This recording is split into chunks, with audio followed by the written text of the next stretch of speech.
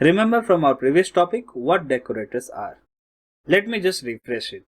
Decorators is used to enhance the existing function without changing the structure of your existing function. We'll see validation example for our divide function. So here we have created a divide function which takes two parameters and return the result. This is without a decorator, or you can say in a normal scenario. If we run, it will give us result and we are happy. So let me run this. Now let's say if I pass 0 as a second parameter, then it will give some exception. So let's try to do that. Let me pass 0 and let me rerun this. So as you can see, it gives some exception, 0 division error.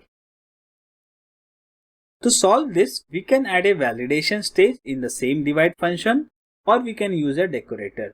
We will be using decorator here. So I have created another function for validation check.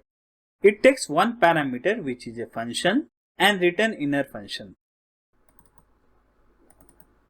Here we have inner function which will take input which is for our validation, that is x and y. Then checks if y equals to 0, then print error and return nothing.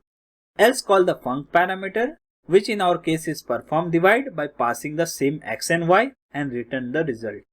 Now we just map this validation function to our divide function using a decorator. Now it will look like this. And if you call perform divide, first validation function will be called, and if validation passed, it will call perform divide from there itself, otherwise just return error. So let us try to debug this.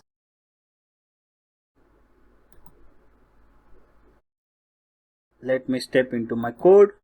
Now you see, first this function get called, inner validation function. You can see func here, and let us go to next line. And here you can see this condition is satisfied. Now we can move to next line. Now perform divide is called and result is returned.